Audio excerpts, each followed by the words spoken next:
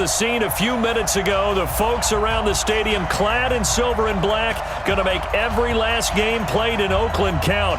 They're ready to go as their Raiders get set to match up with the Dallas Cowboys. A clash of two of the more fervent fan bases around. The Cowboys and the Raiders are underway. And that drives coaches insane, doesn't it? When they see that happen, it just doesn't feel right, does it? Plus, you're giving up yardage.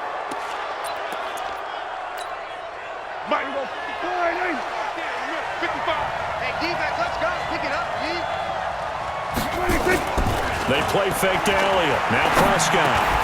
And his first look is incomplete. The beauty of being able to play a zone defense, when you can sit back and see the ball coming out of the quarterback's hands, guess what? Creates a lot of confusion, kind of a muddle in the middle of the field where you go make a play on the football. To throw again on second down. Prescott. And that's going to be incomplete. Too tough to hold on to that one. It's second down. It's a lot of contact going on there, and in the end, unable to keep two hands on the football and bring it into his body. Everything looked pretty good until the finish.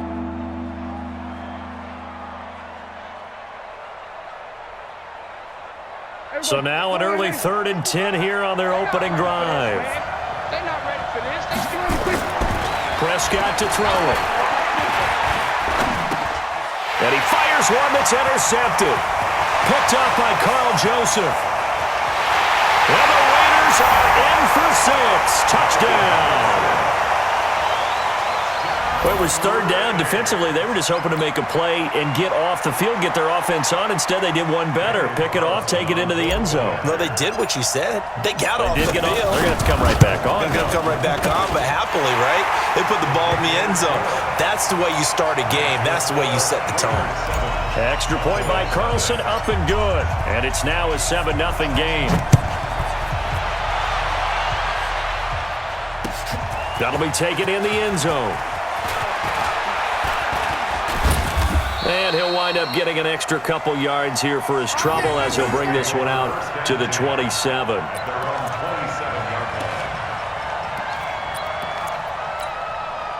The offense back out there at the line, ready for their next drive.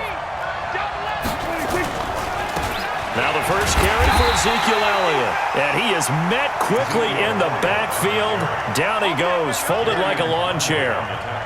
Nice play right there to stop him behind the line, but I want to see how this defense continues to play him here in the first half. Yeah, we know. You know better than I. He has the ability to take over a game. So what do you do? Yeah, I think you have to make sure that you bottle him in at varying levels, because if you crowd everyone to the line of scrimmage, if he breaks through, there's nothing but room to run.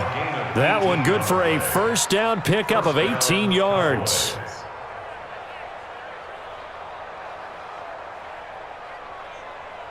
Here we go. Watching the crowd. Let's go, let's go. A first down carry by Elliott. And this will be taken across midfield and into Raider territory. Give him 9 on the carry that time, and they're set up with a 2nd and 1. The last run got 9. That leaves them with 2nd and a yard. Throwing. Prescott. And he'll hit the slant route. That's caught by Cooper. And he's going to have another first down as the tackle comes at the Raiders' 37. Line of scrimmage, the 37 on 1st and 10. They'll run with Elliott. It's a 6-yard gain on the ground, and that'll make it 2nd and 4. A quick burst there, and he nicely bit off a pretty decent gain.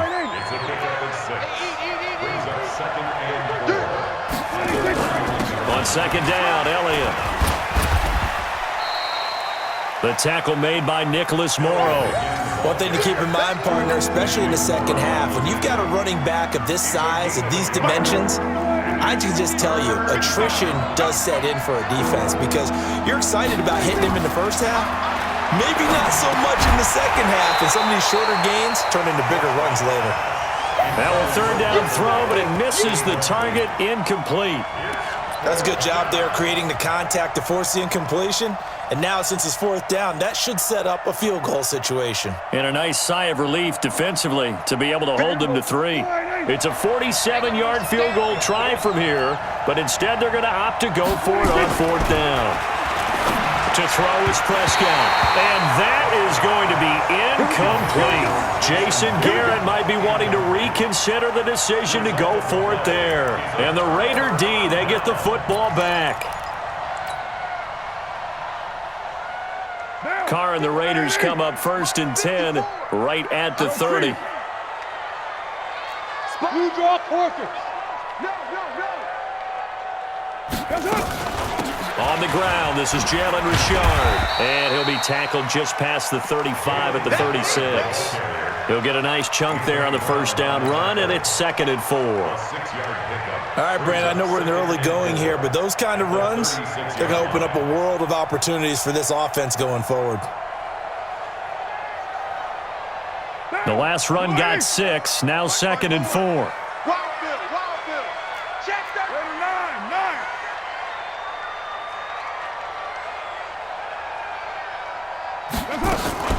9. Carr gives to Richard. And to the 42-yard line here and brought down there. 7 yards there and a first down. And there we saw one of the downsides of blitzing during a rundown, because sometimes you get out of your gaps. You don't fit the run quite as well because you're headed towards the ball carrier with abandon. Down. 180. 180. We're good. 180. Let's go. You tighten up. On first down, Richard. And he'll lose yardage here, back at the 41. That's going to go as a loss of 1 on first down. 54, right there. 54, watch the pass. Hey, Orbit. Now they'll throw with Carr. Over the middle, he's got Tyrell Williams. And he takes this one down almost all the way to the 30. After 1, 7-0 on EA Sports.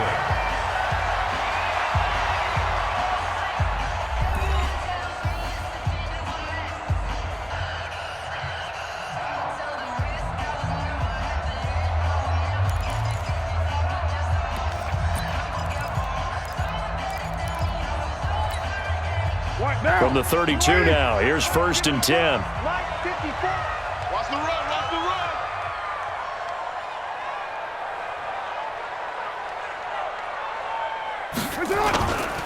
Here's Jacobs on 1st and 10.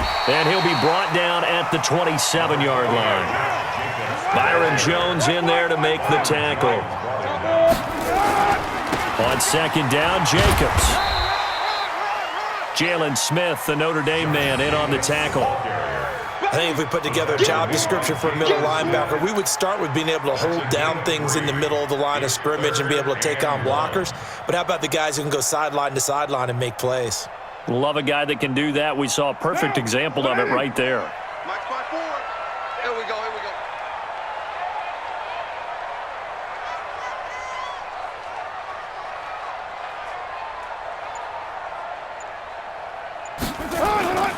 Trying to run for it with Jacobs.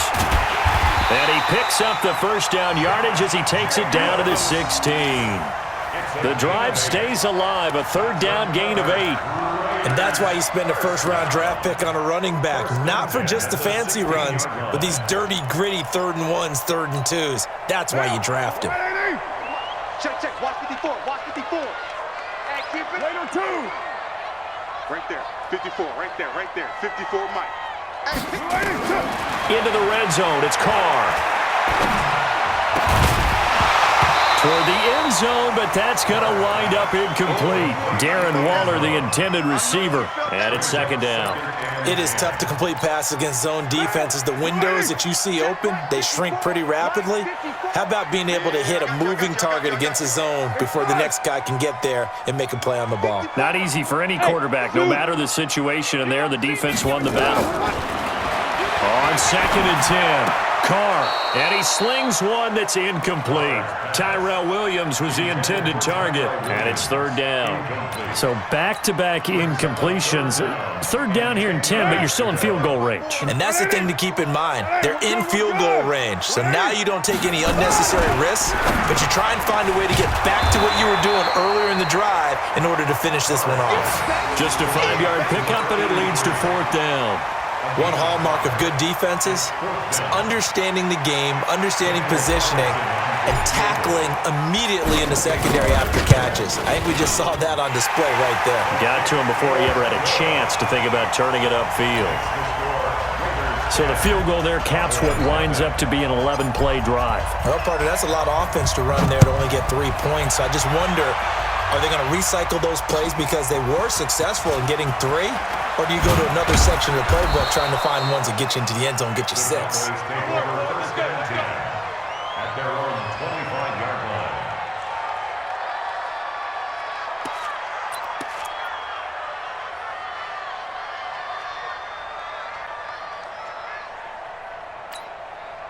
About set for this next drive by the Cowboys offense. And on the last drive, they were in field goal range. They just opted not to kick it, didn't get it. How does that change the mentality this go around? I don't think it changes much for the head coach because this is what he preaches all the time. Attack at all times in any spot on the field, and he likes touchdowns, not field goals. Now, your field goal kicker, you've got to make sure you nurse him through and say, okay, don't worry about it. When we need you, you've got to be ready to go. And the team, of course, loves to see points on the board. So let's see if it changes a little bit if they're in the same spot again. Yeah, we'll see what the decision is here if they get to that spot. We've hit the 2-minute mark of the first half. 10-0 our score. A reminder, coming up at halftime, Jonathan Coachman will join us from Orlando with our halftime report. But business to take care of before we get there. A 2-minute drill before the coach. And down he goes. Brought down a Raider sack. Cleveland Farrell just would not be denied. That's a loss of 7. They'll need a big play here. Will Dak and the Cowboys after the sack. It's third and long. Oh, the pressure too great, and he goes down once more. Credit the sack to Jonathan Hankins. Well, this is what happens when you get behind the chains, as people like to say. When you have obvious passing situations, hard to vary it up and fool a defense. And you hate those situations if you're an O-lineman, right? Oh, without a doubt, because you just know they're coming, and you never know exactly how. They can be exotic in their blitzes, or their athletic ability just takes over. Into a double team, and it's intercepted. Picked off by the linebacker, Vontaze Burfict. And he's able to take this one back to the 36-yard line. And that's a great example of ball skills right there.